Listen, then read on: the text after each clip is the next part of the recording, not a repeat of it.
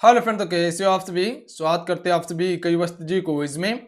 तो फ्रेंड आज जो है कि बिहार डीएलएड के लिए साइंस का प्रैक्टिस सेट नंबर 16 लेके आए हुए हैं, क्योंकि इससे पहले ऑलरेडी हम सिर्फ 15 प्रैक्टिस सेट कंप्लीट कर चुके थे, जिसका प्लेलिस्ट बना दिए हैं। तो आप सभी जाके एक एक करके कवर कर सकते हैं। तो चलिए शुरू करते हैं। और देखिए, आप सभी के लिए जो एप्लीकेशन पे क्लासेस चल रहे थे, जो कोर्स था बिहार डीएलएड के लिए ऑफर दिया गया था रामनवमी के शुभ अवसर पर, उसका आज लास्ट डेट है। जो ज्वाइन नहीं कर पाए जरूर ज्वाइन कर लीजिए। 12 बजे रात तक ये डेट रहने वाला है, जिसमें कि 50% आपको डिस्काउंट दिया गया था। अगर नहीं ज्वाइन किए जरूर ज्वाइन कर लीजिए। ज्वाइन करके प्रॉपर रणनीति के साथ में तैयारी कीजिए। आप सभी सारा चीज आपको वहां पर मिल जाएगा। तो जाइए ज्वाइन कीजिए। ज्वाइन कैसे करना है वीडियो बनाए, वीडियो को देख लीजिएगा।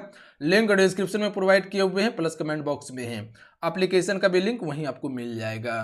तो चलिए शुरू करते हैं। आइए आज की सेट का फर्स्ट क्वेश्चन करते हैं। निम्न में से कौन बायोगैस का मुख्य घटक है।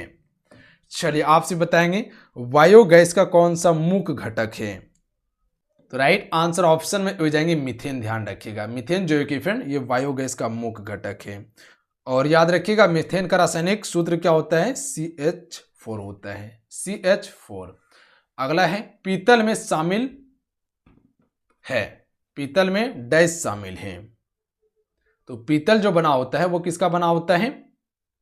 चलिए क्वेश्चन नंबर 2 के लिए आपसे राइट आंसर बताएंगे। तो ये मुख्य रूप से कॉपर और जिंक का बना होता है। तो क्वेश्चन आपसे इसे पूछा जाएगा कि पीतल किसका मिश्रण है, तो कॉपर और जिंक का मिश्रण है पीतल।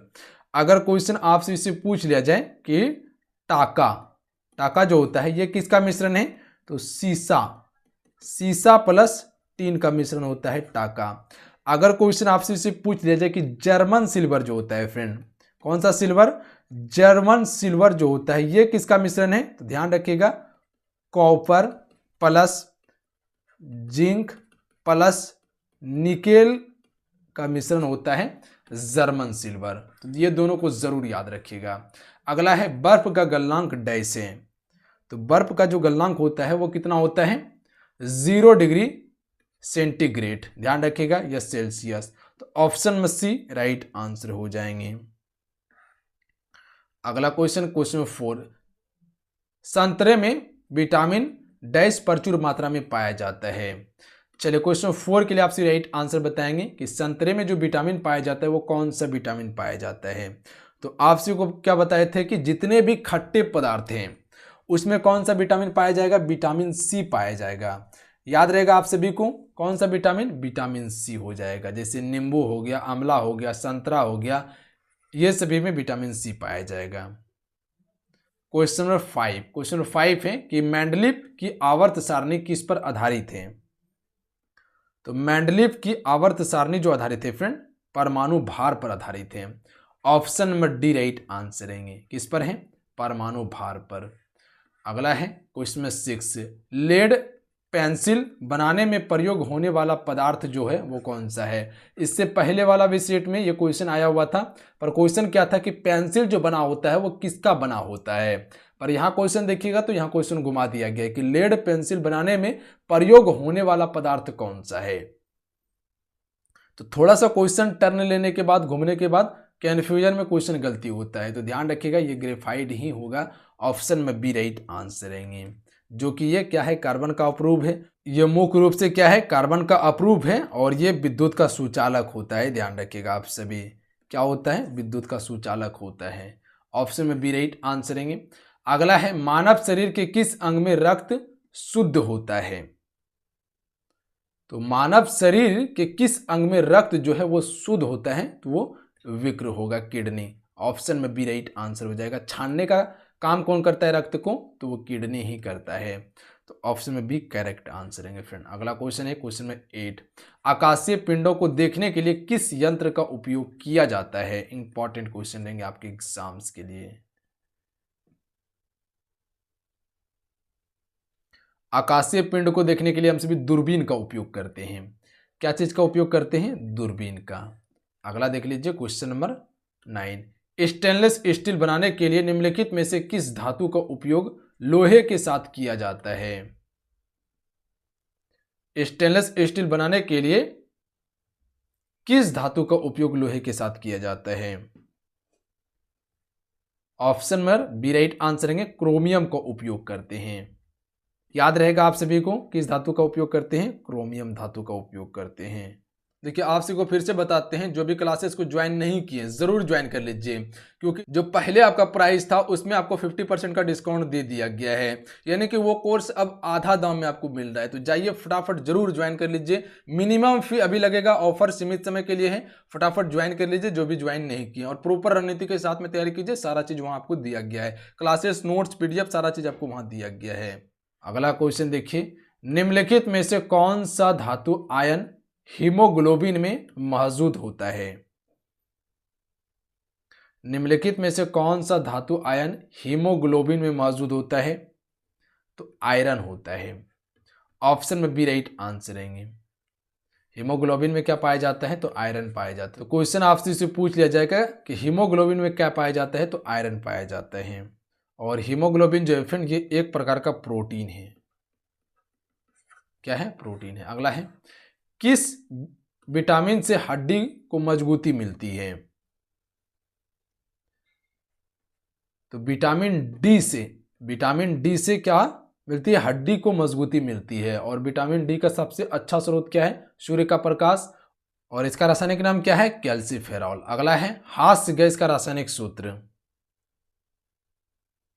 जिसे हम सभी हंसाने वाला भी गैस कहते हैं, N2O, नाइट्रस ऑक्साइड। ध्यान रखिएगा, option number C right answer रहेंगे। अगला है, निम्न में से कौन सी गैस उत्कृष्ट गैस नहीं है? तो एक ही नहीं है इसमें, ऑक्सीजन नहीं है, जबकि हीलियम, आर्गन और नियॉन ये सभी क्या है? उत्कृष्ट गैस हैं। उत्कृष्ट गैस श्रेणी में जो आ जाएगा, रेडॉन आएगा, आर्गन आएगा, जीनॉन आएगा, क्रिप्टॉन आएगा, हीलियम आएगा और नियॉन आएगा। ये सभी क्या है? उत्कृष्ट गैस है, जबकि ऑक्सीजन नहीं है। अगला है, BCG टीके का उपयोग डैश की रोकथाम के लिए किया जाता है। चलिए क्वेश्चन नंबर 14 के लिए आपसे राइट आंसर बताएंगे। BCG का मतलब जो होता है बेसिल केलमेंट गुएरिन होता है। ध्यान रखिएगा आप सभी, BCG का मतलब। तो ये जो है कि किसके रोकथाम के लिए दिया जाता है? तपेदिक। ऑप्शन में ए राइट आंसर रहेंगे। अगला क्वेश्चन कर लेते हैं फ्रेंड। अगला क्वेश्चन है, निम्न में सबसे भारी किरण कौन सी है? अल्फा किरण जो है कि फ्रेंड सबसे भारी किरण होता है। अगला क्वेश्चन देखिए, अगला क्वेश्चन है, इंसुलिन का स्राव जो है वो क्या है?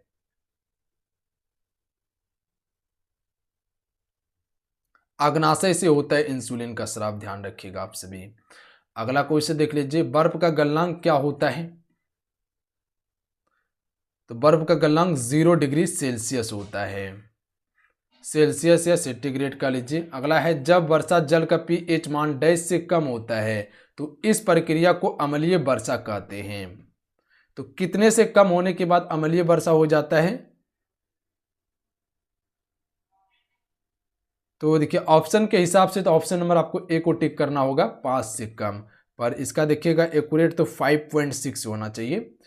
5.6 से अगर कम हो जाता है तो वो क्या हो जाता है? अम्लीय वर्षा कहलाता है। ऑप्शन में ए इसका राइट आंसर रहेंगे। अगला है, हमारे शरीर में रोगों से लड़ने के लिए क्या होता है? हमारे शरीर में जो रोग उत्पन्न होता है उससे लड़ने के लिए जो रहता है हमारे शरीर में, क्या रहता है? WBC रहता है। ऑप्शन में बी राइट आंसर रहेंगे। इसे हम सभी श्वेत रक्त कोशिकाएं कहते हैं, व्हाइट ब्लड सेल कहा जाता है इसे। और RBC को लाल रक्त कोशिकाएं कहते हैं, रेड ब्लड सेल कहा जाता है। प्लाज्मा एक प्रकार का क्या है? ये तरल भाग्य है, ये तरल पदार्थ है। अगला है, ध्वनि डैश में नहीं चलती। तो एक ही जो है कि ध्वनि नहीं चलती, निर्वात में नहीं चलती, जबकि वायु, लोहा, इस्पात ये सभी में ध्वनि चलती है। अगला है, परमाणु क्रमांक क्या दर्शाता है? तो परमाणु क्रमांक जो दर्शाता है फ्रेंड वो प्रोटॉन की संख्या को दर्शाता है। ऑप्शन में बी करेक्ट आंसर रहेंगे। तो याद रखिएगा आप सभी, बी राइट आंसर रहेंगे। अगला है, विद्युत मोटर विद्युत ऊर्जा को डैश में परिवर्तित करता है। इससे पहले वाला सेट में आपको बताए थे इसके बारे में, विद्युत मोटर के बारे में, डायनमो के बारे में बताए थे, बैटरी के बारे में बताए थे। रासायनिक ऊर्जा को विद्युत ऊर्जा में परिवर्तित करता है बैटरी। तो विद्युत मोटर विद्युत ऊर्जा को किसमें परिवर्तित करता है? यांत्रिक ऊर्जा में परिवर्तित करता है। तो ध्यान रखिएगा option number B right answer हो जाएंगे। अगर यही क्वेश्चन रहता डायनमो किसमें परिवर्तित करता है, तो यांत्रिक ऊर्जा को विद्युत ऊर्जा में परिवर्तित करता है। यांत्रिक मतलब क्या होता है? घूमना। अगला है निम्नलिखित में से कौन सा अम्ल है? इसमें जो है कि अम्ल कौन सा है? तो ऑप्शन में सी राइट आंसर हो जाएगा H2SO4 क्या है? ये एक अम्ल है।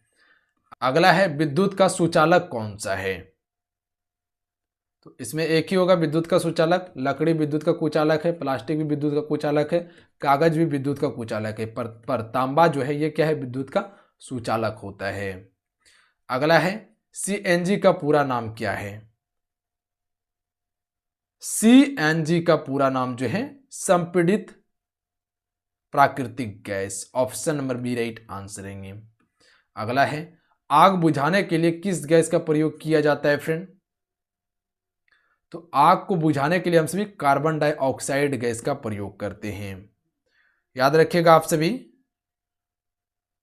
और इसका रासायनिक सूत्र क्या होता है? CO2 ध्यान रखिएगा। अगला है न्यूटन की क्रिया प्रतिक्रिया का नियम कौन सा है? न्यूटन की क्रिया और प्रतिक्रिया की बात किया जा रहा है, तो ये न्यूटन का तीसरा नियम होगा, क्रिया के विपरीत प्रतिक्रिया। तो ऑप्शन नंबर सी इसका राइट आंसर हो जाएगा। न्यूटन की क्रिया प्रतिक्रिया का नियम जो है ये तीसरा नियम है न्यूटन का। तो याद रहेगा आप सभी को, ऑप्शन में सी राइट आंसर हो जाएंगे। अगला है ऑक्सीजन की खोज किसने की थी फ्रेंड? तो ऑक्सीजन की खोज किसने की थी? जोसेफ प्रिस्टले के द्वारा किया गया था।